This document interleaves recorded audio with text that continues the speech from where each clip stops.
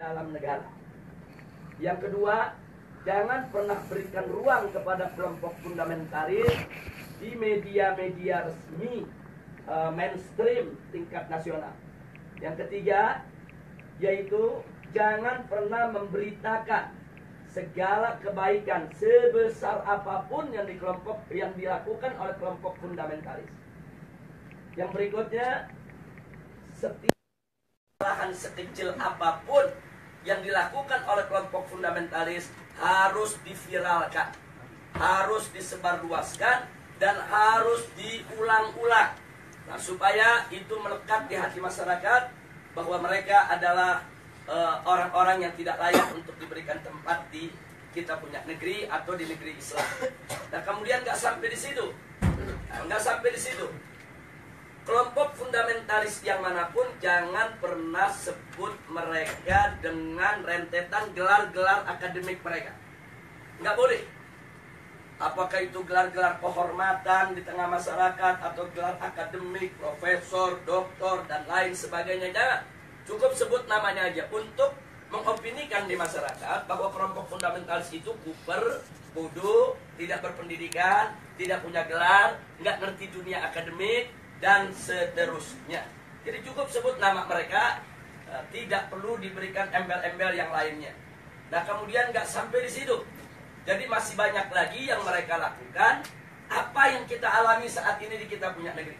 Nah, bagaimana para habaib, para ulama kita, bagaimana tokoh-tokoh kita di Majelis Ulama Indonesia, yaitu mereka kerdilkan, mereka kecilkan, mereka recehkan, mereka hina-hina, bahkan mereka mencoba mencari kesalahan-kesalahan, bahkan kalau nggak ada kesalahan, kan buatlah fitnah-fitnah yang bisa diterima oleh masyarakat tentang mereka. Dan ini akan mereka lakukan terus. Jadi artinya bagaimana cara menghabisi kelompok fundamentalis? Satu, kerdilkan mereka. Dua, jauhkan mereka dari masyarakat. Kemudian ketiga, yaitu bidik daripada para tokohnya. Kalau bisa dirangkul, dirangkul. Kalau nggak bisa dirangkul, dipukul. Bisa dipeluk, dipeluk. Nggak bisa dipeluk, digebuk. Nah, jadi ini yang mereka lakukan. Nah, baik, sekarang yang kedua. Lalu bagaimana dengan kelompok modernis? Kelompok modernis bagi mereka, yaitu statusnya aman. Bagi mereka statusnya aman. Nah, aman, statusnya aman, sehingga perlu diberikan ruang. Diberikan ruang publik, diberikan ruang media, diberikan ruang dalam sistem pemerintahan, perlu didengar suaranya. Dan kalau ada dari mereka, yaitu punya kesalahan, tutup itu kesalahan, jangan diviralkan. Kalau mereka melakukan kebaikan, sekecil apapun kebaikannya, maka itu harus diviralkan dan harus disebarluaskan. Dan penyebutan nama mereka harus lengkap dengan segala macam rentetan gelarnya, gelar kehormatannya, dan seterusnya, dan seterusnya. Jadi posisi mereka dianggap aman. Nah, kemudian yang ketiga, kelompok liberalis. Kelompok ini mereka berikan status sangat aman. Nah, kenapa diberikan status sangat aman? Karena kelompok ini bukan hanya sekedar dianggap kawan, tapi sudah dianggap sebagai antek. Beda kawan dengan antek. Kalau modernis itu masih kawan barat, tapi kalau sudah liberalis itu antek barat. Nah, jadi mereka sudah tidak ada nilai kritis sama sekali. Nah, tapi justru kelompok ini yang mereka besarkan. Kelompok ini harus dibesarkan di seluruh negeri-negeri Islam.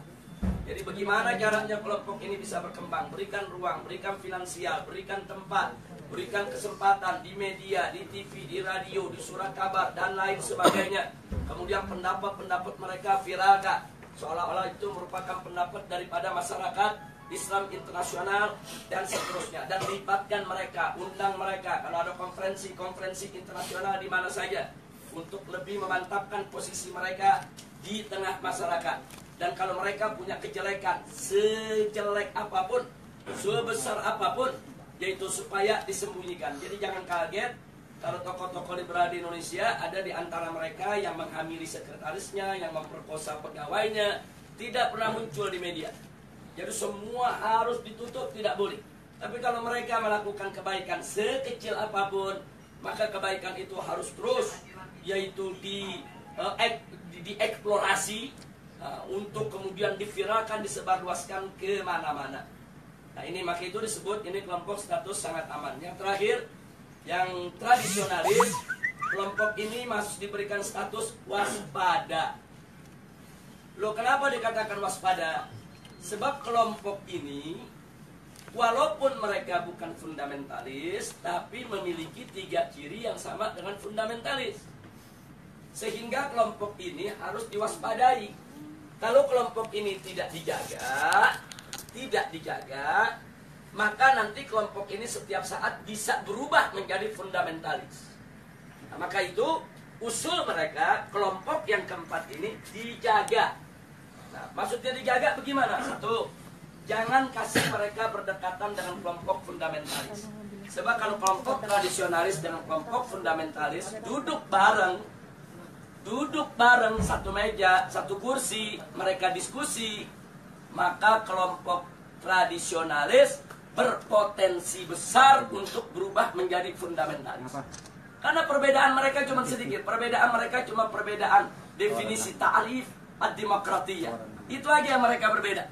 Tapi dalam soal dukungan terhadap tatbikus syariah, dukungan terhadap igamatul khilafah, dukungan terhadap sikap kritis terhadap barat, sama.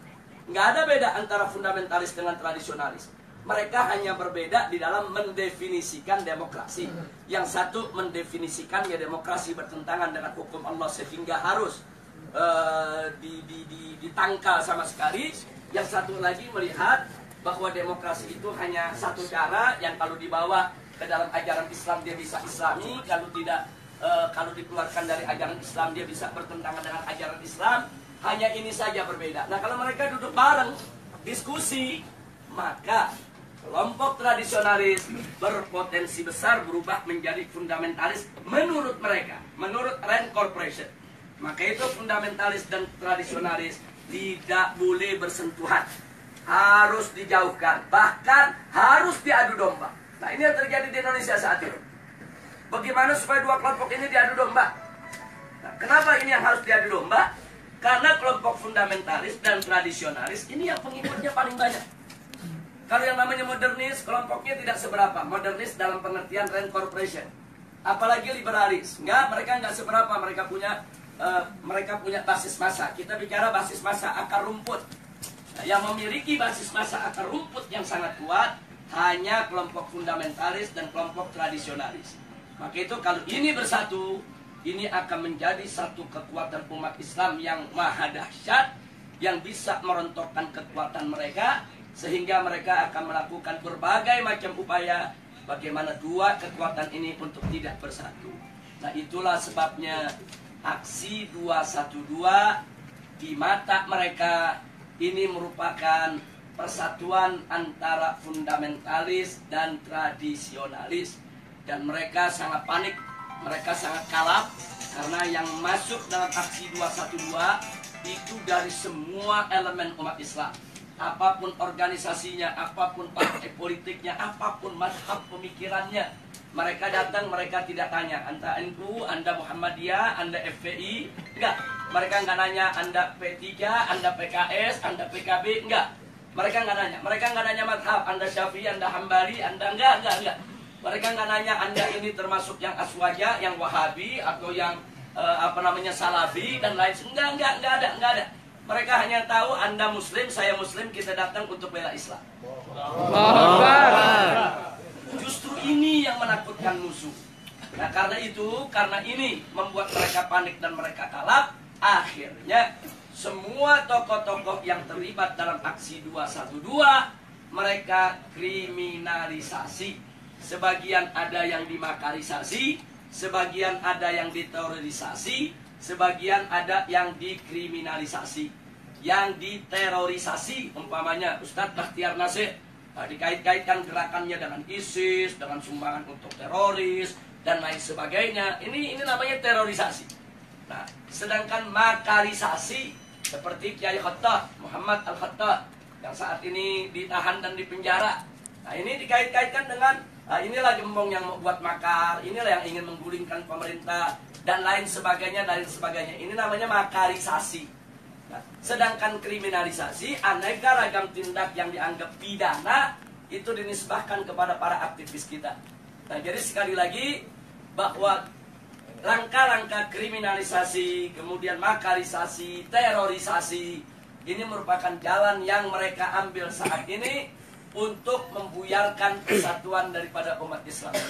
Maka itu saya minta kepada segenap umat Islam, khususnya kepada tolabah yang ada di Madinah ini, khususnya secara istimewa adalah antum semua, baik mukimin maupun pekerja dan lain sebagainya. Yuk kita rapatkan barisan, dan yuk mari sama-sama kita aktif di dalam perang opini. Jadi jangan pernah kita lalai. Jadi jangan lupa, ini handphone yang Anda pegang ini di zaman sekarang bisa menjadi senjata yang luar biasa. 3-4 tahun yang lalu, itu manakala gerakan kita digembosi oleh televisi mainstream yang ada di Indonesia, kita nggak berkutik. Digembosi koran, digembosi majalah, digembosi televisi, kita tidak berkutik. Kenapa? Karena saat itu media televisi adalah media yang paling kuat, adidaya, paling berkuasa untuk membentuk opini. Nah, sementara yang memiliki televisi itu hanya konglomerat. Nah, mereka yang punya uang banyak, karena operasional untuk sebuah televisi itu bisa ratusan miliar. Nah, jadi kita nggak berkutik. Jadi semua opini di kita punya negeri itu dibentuk oleh para konglomerat yang pemilik daripada televisi tersebut. Tapi alhamdulillah 3 tahun terakhir ini ada perubahan, terobosan teknologi yang luar biasa. Munculnya WA, Instagram, kemudian medsos yang lainnya. Ini membuat bahwa penguasaan opini tidak lagi didominasi oleh konglomerat. Bahkan masyarakat biasa cuma modal handphone, beli pulsa di Indonesia 5.000 perak, dia bisa bikin opini. Modal 5.000 perak, foto sana, foto sini, rekam sana, rekam sini. Mereka viralkan dari grup ke grup. Bahkan kadang-kadang banyak orang mendapatkan berita lebih dulu dari WA ketimbang dari TV. Lebih dulu dari WA ketimbang dari radio. Lebih dulu dari WA ketimbang dari majalah dan koran. Nah, ini luar biasa. Artinya apa? Dalam kondisi yang seperti ini, alhamdulillah umat Islam ini pandai menggunakan kesempatan. Jadi kita lihat secara tidak direncanakan, tidak ada rapatnya, tidak ada musyawarahnya, tidak ada pendaftarannya, tahu-tahu muncul Laskar Cyber Muslim. Netizennya nggak main-main itu, yang mendukung itu. Itu kalau ada satu akun menyerang Islam, itu bisa ada jutaan akun nyerang balik kepada bersangkutan. Jadi artinya ini kan nggak ada kan kantor Laskar Cyber Muslim, nggak ada. Siapa pemimpinannya, ketua umum Laskar Cyber Muslim, nggak ada. Ini muncul begitu aja di dunia media. Tapi jangan lupa, justru Laskar inilah yang berjasa besar dalam setiap aksi bela Islam yang ada di Indonesia. Jadi mereka yang memviralkan berita, mereka yang buat pertahanan opini, mereka yang bentuk opini. Kalau ada opini-opini buruk terhadap para ulama, para kiai, mereka yang memendung, mereka yang hantam balik, dan seterusnya dan seterusnya. Dan kekuatan mereka dahsyat. Dahsyat. Itu kalau dihitung daripada frekuensi yang ada di dalam medsos, itu kekuatan netizen yang ada di Laskar Cyber Muslim ini lebih dari 2 juta orang. Jadi nggak main-main, mereka bisa bentuk opini. Nah, ini yang mesti kita jaga, ini yang mesti kita satukan. Nah, makanya di negeri kita, Indonesia, sekarang begitu mereka kalang kabut melihat serangan medsos, mulailah ada undang-undang untuk membatasi medsos, bikin aturan-aturan supaya medsos nggak sembarangan. Iya, karena mereka kalah. Kalau mereka menang, mereka nggak bikin aturan. Sama dengan kemarin di Jakarta, pada saat ada pilkada, begitu mereka kalah spanduk, KPU bikin aturan, di putaran kedua tidak boleh ada spanduk, karena udah kalah spanduk. Loh, kenapa bisa kalah? Karena di masyarakat Jakarta, secara sendiri-sendiri, bukan dibayar oleh calon gubernur, mereka bikin spanduk di mana-mana. Jadi spanduk calon yang seberang sana kalah banyak, akhirnya bikin aturan nggak boleh ada spanduk. Nah, jadi seperti itulah cara mereka. Pokoknya mana yang kira-kira merugikan mereka, mereka bikin aturan nggak ada. Jadi mereka berani berbuat curang secara terang-terangan. Jadi kalau pilpres sebelumnya ada serangan fajar, kemarin ini saya sebut bukan serangan fajar, tapi serangan barbar. Loh, kenapa saya sebut serangan barbar? Mereka nggak tanggung-tanggung nyerangnya pagi, siang, sore, malam, terang-terangan. Di Jakarta ada hujan sembako banjir duit luar biasa. Nah, jadi memang itu peristiwa luar biasa, tapi alhamdulillah Rabbuna yansurul muslimin. Amin. Muslimin di Indonesia, walhamdulillah ala barakatillah subhanahu wa ta'ala. Allah masih memberikan kemenangan kepada kita sampai saat ini. Sebelum saya akhiri, mungkin nanti ada yang ingin menambahkan atau ada ingin bertanya atau minta penjelasan. Maka di sini yang ingin saya ingatkan adalah bahwa persatuan ini penting. Allah subhanahu wa ta'ala qala wa'tasimu bihablillahi jami'a wa la tafarraqu. Jadi al-i'tisam bihablillah ini luar biasa. Ini daruri.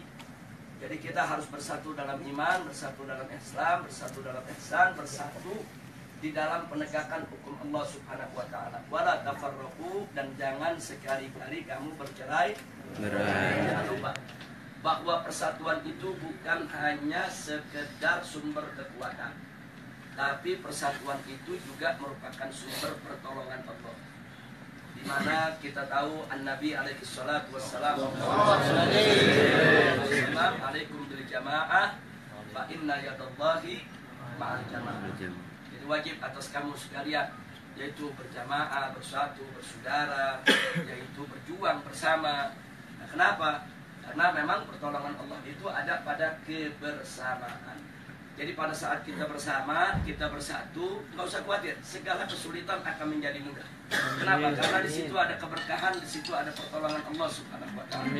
Dan kalau Allah sudah menolong, tidak ada satu kekuatan pun yang bisa menghalanginya. Nah, saya berbagi pengalaman sedikit sebelum saya akhiri. Pada aksi bela Islam yang pertama, kita tidak ada gangguan. Tidak ada gangguan dari aparat, tidak ada gangguan dari pemerintah, karena itu merupakan aksi bela Islam pertama yang mereka nggak sangka jumlah yang akan datang. Jadi begitu itu digelar dengan mudah, tanpa halangan, tanpa gangguan, yang hadir antara 300 sampai 400-an ribu, mendatangi reskrim Mabes Polri, tapi justru setelah itu pemerintah jadi waspada. Begitu kita umumkan aksi bela Islam 2, mulailah gangguan-gangguan datang. Jadi mereka hadang, mereka halangi, mereka gembosi menjelang daripada aksi 4.11. Tapi ternyata penggembosan itu gagal. Jadi walaupun mereka gembosi, tapi pada akhirnya aksi 4.11 itu dihadiri tidak kurang hampir 4 juta orang, 3,5 juta ya. Nah, jadi perhitungan itu dihitung dengan per meter daripada lokasi, 1 meter itu berapa orang, bisa ditempati oleh manusia, kemudian panjang itu berapa, lebar berapa, tempat-tempat lokasi yang diisi berapa. Jadi perhitungannya sangat matematis. Perhitungannya sangat matematis. Nah, kemudian setelah 4.11 digelar, ternyata memang umat yang datang begitu banyak, pemerintah lebih berhati-hati. Begitu diumumkan 212, mereka mulai secara terang-terangan melarang. Waktu 4.11 masih nggak terang-terangan, masih himbauan-himbauan. Tapi begitu 212, jelas-jelas mereka melakukan larangan, bahkan teror dan intimidasi.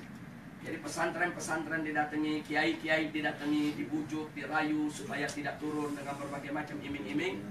Dan kalau yang nggak mau, tetap mau turun juga, mereka teror, mereka intimidasi, mereka takut-takuti dan lain sebagainya. Bahkan perusahaan bis di mana-mana, khususnya Jakarta, Sumatera, itu diteror, diancam akan dicabut. Mereka punya lisensi, mereka punya izin trayek, kalau mereka berani mengangkut umat Islam ke Jakarta. Jadi sudah digembosi habis-habisan. Secara logika 212 gagal.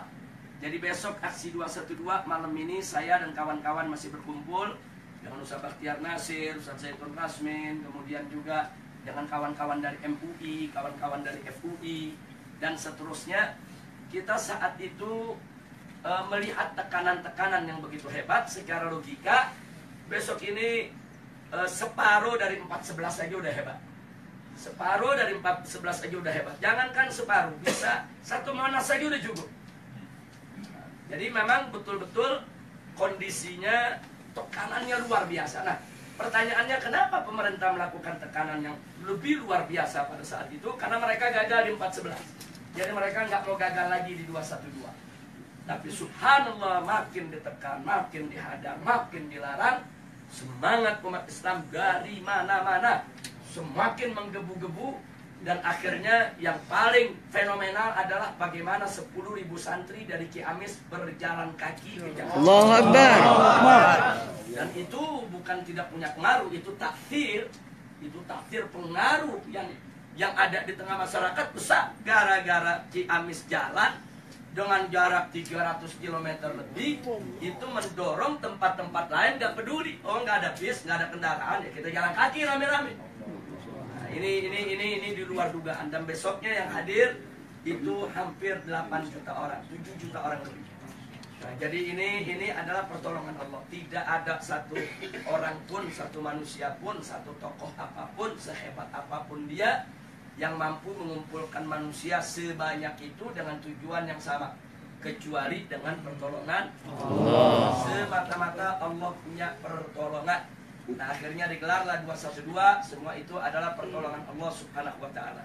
Nah, kita sudah sampaikan kepada pemerintah pasca 212, mestinya energi 212 itu jangan dianggap oleh pemerintah sebagai ancaman. Jangan. Mestinya dengan energi 212 itu pemerintah lebih merangkul